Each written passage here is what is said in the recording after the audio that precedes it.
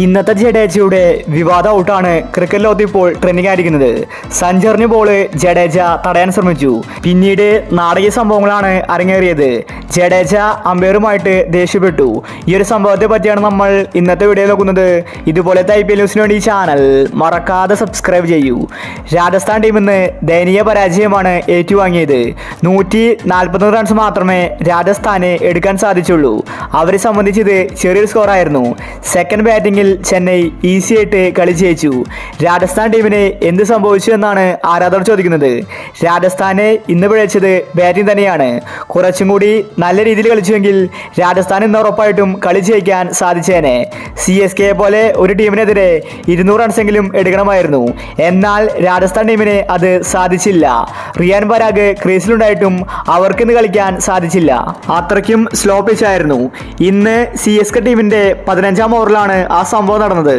ജഡേജ ബോളടിച്ച് ഓടാൻ ശ്രമിച്ചു. എന്നാൽ ഉടനടി ഫീൽഡർ സഞ്ജുവിനെ പന്തെറിഞ്ഞു കൊടുത്തു. സഞ്ജു ജഡേജ ഓടുന്നത് കണ്ട് കറക്റ്റായിട്ട് സ്റ്റംപിനെ പന്തെറിഞ്ഞു. ഈ സമയം ജഡേജ ആ ബോള് സ്റ്റംപിൽ കൊള്ളാതിരിക്കാൻ വേണ്ടി സ്റ്റംപിന് നേരെ തിരിഞ്ഞ് ഓടി. അതുകൊണ്ട് പന്ത് ജഡേജയുടെ പുറത്താണ് കൊണ്ടത്. ഇതുകൊണ്ട് ജഡേജ ഔട്ടായില്ല.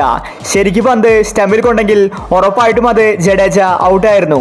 കാരണം ജഡേജ ക്രീസിലേക്ക് എത്തിയിട്ടില്ല. ഈ സമയം സഞ്ജു അപ്പീൽ ചെയ്തു. കാരണം അത് ജഡേജ മനഃപൂർവ്വം ഔട്ട് തടഞ്ഞതാണ്. അതുകൊണ്ട് തന്നെ തേർഡ് അമ്പയർ പരിശോധിച്ചു.